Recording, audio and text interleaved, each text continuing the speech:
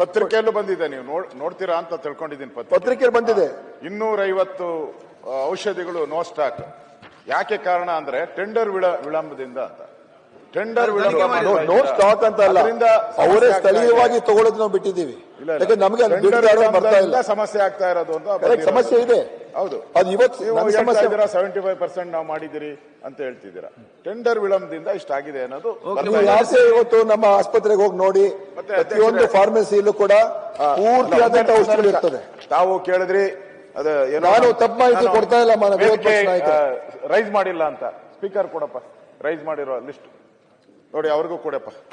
ಮಾನ್ಯ ಸಭಾಧ್ಯಕ್ಷರೇ, 2021-22ರಲ್ಲಿ 100 ರೈಸ್ ಮಾಡಿರೋದು ಕೊಡಿ. ಇಲ್ಲ ಅಂದ್ರಲ್ಲ, ರೈಸ್ ಮಾಡಿ ಎಷ್ಟು ಒಂದ್ ಹೇಳ್ದೆ ನಾನು 60 ರೈಸ್ ಮಾಡಿದ್ದಾರೆ ನೋಡಿ ಸರ್. ಅಲ್ಲೂ ಕೀಳಕ್ಕೂ ದುಡ್ಡು, BPL ಅವ್ರಿಗೆ ಅಲ್ಲಿ ಕೀಳಕ್ಕೂ ದುಡ್ಡು ಹಾಕಿದ್ದಾರೆ ನೋಡಿ.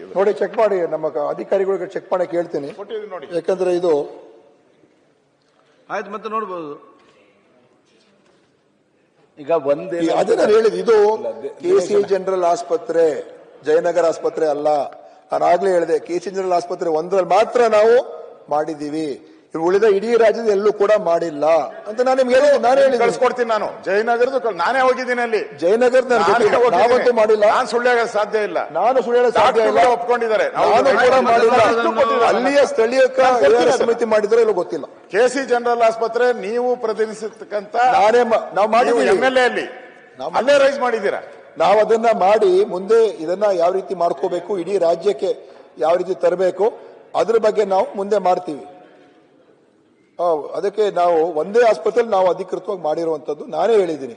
ಸೊ ನೀವು ನಾನು ಹೇಳಿದ್ದೇನೆ ನನಗೆ ತೋರಿಸ್ತಾ ಇದ್ದೀರಾ ಅಷ್ಟೇ, ಇನ್ನೇನಿಲ್ಲ ಇದರಲ್ಲಿ. ಸೊ ಅದರಿಂದ ನೋಡಿ ಮಾನ್ಯ ಅಧ್ಯಕ್ಷರೇ, ನಾವು ಈ ಕಳೆದ 2 ವರ್ಷದಿಂದ ಸುಮಾರು 400 ಚಿಲ್ಲರೆ ಅವರು ಔಷಧಿಗಳು ಖರೀದಿ ಮಾಡ್ತಾ ಇದ್ರು. ನಾವು ಈ ಸಲ 718 720 ಔಷಧಿಗಳನ್ನ ನಾವು ಹೆಚ್ಚು ಮಾಡಿದೀವಿ. ಬರುವ ವರ್ಷಕ್ಕೆ ನಾವು 1126 ಔಷಧಿಗಳನ್ನ ನಾವು ಖರೀದಿ ಮಾಡೋದಕ್ಕೆ ನಾವು ಮಾಡ್ತಾ ಇದ್ದೀವಿ. ಮತ್ತು ಯಾವಾಗ ಇಂಟೆಂಟ್ ಹೆಂಗ್ ಮಾಡೋರು ಅಂದ್ರೆ, ಹೋದ್ ವರ್ಷದ ಇಂಟೆಂಟ್ ಅನ್ನ ಈ ವರ್ಷ ಟೆಂಡರ್ ಮಾಡಿ ಈ ವರ್ಷದ ಕೊನೆಯಲ್ಲಿ ಬರೋ ತರ ಮಾಡ್ತಾ ಇದ್ರು. ಅದಕ್ಕೆ ನಾವು ಏನ್ ಮಾಡ್ತಾ ಇದೀವಿ ಈಗ 2025-26 ಮತ್ತು ಈ ವರ್ಷ ಇರುವಂತ ಬಾಕಿ ಏನಿದೆ ಅದನ್ನ ಒಂದೇ ಸಲ ಈಗಲೇ ನಾವು ಟೆಂಡರ್ ಕರೀತಾ ಇದೀವಿ. ಬರುವ ವರ್ಷದನ್ನ ಈ ವರ್ಷ ಕರೀತಾ ಇದೀವಿ. ಇದುವರೆಗೂ ಆಲ್ಮೋಸ್ಟ್ 1.5 years ಲ್ಯಾಗ್ ಆಗ್ತಾ ಇತ್ತು. ಸೊ ಅದನ್ನು ಕೂಡ ಇಂಪ್ರೂವ್ ಮಾಡೋದಕ್ಕೆ ನಾವು ಮಾಡ್ತಾ ಇದ್ದೀವಿ. ಆದ್ರೆ ಔಷಧಿಗಳ ನಾವು ಸರಬರಾಜು ಮಾಡೋದ್ರಲ್ಲಿ ಸಾಕಷ್ಟು ಇಂಪ್ರೂವ್ಮೆಂಟ್ ಅಂತೂ ಆಗಿದೆ. ಬೇಕಾದ್ರೆ ಅದ್ರ ಬಗ್ಗೆ ಇನ್ನೂ ಡೀಟೇಲ್ ಆಗಬೇಕಾದ್ರೆ ನಾನು ಫ್ಯಾಕ್ಟ್ಸ್ ಅಂಡ್ ಫಿಗರ್ಸ್ ಕೊಡ್ಬೋದು, ನಾವು ಬಂದಾಗ ಹೆಂಗಿತ್ತು, ಈಗ ಎಷ್ಟು ಮಟ್ಟಿಗೆ ಇಂಪ್ರೂವ್ ಆಗಿದೆ ಅಂತ. ಮಾನ್ಯ ಸಭಾಪತಿಗಳ ಸಭಾಧ್ಯಕ್ಷರೇ, ಮುಖ್ಯವಾಗಿ ಇವತ್ತು ಸಬ್ಜೆಕ್ಟ್ ಇನ್ನೊಂದೇನಂತ ಹೇಳಿದ್ರೆ ಬಾಣಂತಿಯರ ಸಾವು, ಅದು ಇವತ್ತು ಅತ್ಯಂತ ಮುಖ್ಯವಾಗಿರುವಂತ ವಿಷಯ. ಇದ್ರ ಬಗ್ಗೆ ಏನು ಬಳ್ಳಾರಿಯಲ್ಲಿ ಘಟನೆ ಆಯಿತು, ಸುಮಾರು ಏನು 9, 10, 11 ನವೆಂಬರ್ ತಿಂಗಳಲ್ಲಿ 34 ಸಿಸೇರಿಯನ್ ಆಪರೇಷನ್ಗಳನ್ನ ಏನಾಯ್ತು ಆ ಒಂದು ಅವಧಿಯಲ್ಲಿ 34, ಅದರಲ್ಲಿ 7 ಪ್ರಕರಣಗಳ ತೊಂದರೆಗೆ ಈಡಾದವು. 7 ಕೇಸಸ್ ಪ್ರಾಬ್ಲಮ್ ಆಯ್ತು. ಆ 7ರಲ್ಲಿ 5 ಜನ ತೀರ್ಕೊಂಡು 2 ಮಾತ್ರ ಅದರಿಂದ ಪಾರಾದ್ರು. ಸೊ ಇದು ನಮಗೆ ಗೊತ್ತಾಗಿದ್ದ ತಕ್ಷಣನೇ ನಾನು 13ನೇ ತಾರೀಕು, ಇದು 9, 10, 11, 12ನೇ ತಾರೀಕಿದೆಲ್ಲ ವರದಿ ಆಗಕ್ಕೆ ಬಂತು. 13ನೇ ತಾರೀಕೆ ನಾವು ರಾಜೀವ್ ಗಾಂಧಿ ಹೆಲ್ತ್ ಯೂನಿವರ್ಸಿಟಿಗೆ ಹೇಳಿ ಅವ್ರಿಗೆ ಒಂದು ತಂಡ ರಚನೆ ಮಾಡಿ, ಯಾಕೆ ಸಡನ್ ಆಗಿ ಇದು ಬಂದಿದೆ, ಇದು ಇಷ್ಟು ದಿವಸ ಆಗಿಲ್ಲಲ್ಲ ಅಂತ ಹೇಳಿ ಅಲ್ಲಿಗೆ ಒಂದು ಟೀಮ್ ಕಳಿಸ್ಕೊಟ್ಟು ಅವ್ರು ನೋಡ್ಕೊಂಡ್ಬನ್ನಿ ಏನಾಗಿದೆ ಅಂತ. ಅವರು ಹೋಗಿ ಅಲ್ಲೆಲ್ಲ ಪರಿಶೀಲನೆ ಮಾಡ್ಕೊಂಡು ಬಂದು 14ಕ್ಕೆ ನೆಕ್ಸ್ಟ್ ಡೇ 14th ರಿಪೋರ್ಟ್ ಕೊಟ್ಟರು ನಮಗೆ. ಅಲ್ಲೆಲ್ಲ ವೈದ್ಯರೆಲ್ಲ ಕೂಡ ಸರಿಯಾಗಿ ಕೆಲಸ ಮಾಡಿದ್ದಾರೆ, ಅವರೆಲ್ಲ ಪ್ರೊಸೀಜರ್ ಸರಿಯಾಗಿ ಫಾಲೋ ಮಾಡಿದ್ದಾರೆ ಮತ್ತು ಏನೇನು ಮಾಡಬೇಕು ಅದೆಲ್ಲವನ್ನು ಕೂಡ ಮಾಡಿದ್ದಾರೆ ಅಂತ ಹೇಳಿದ್ರು. ಅದ್ರ ಜೊತೆಯಲ್ಲಿ ಕೆಲವು ಇನ್ಸಿಡೆಂಟಲ್ ಫೈಂಡಿಂಗ್ಸ್ ಹೇಳಿದ್ರು.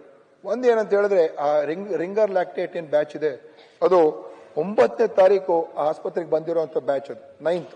ಅವತ್ತು ಯಾವತ್ತು ಈ ಕೇಸಸ್ 9th 9ನೇ ತಾರೀಕು ಪ್ರಾರಂಭ ಆಯಿತು, ಆವತ್ತು ಓಪನ್ ಆಗಿರುವಂತ ಬ್ಯಾಚ್. ಸೊ ಅದೇ ನಮ್ಮಲ್ಲಿ ಕಾಣಿಸ್ತಾ ಇರುವಂತ ವ್ಯತ್ಯಾಸ ಅಂತ ಹೇಳಿದ್ರು.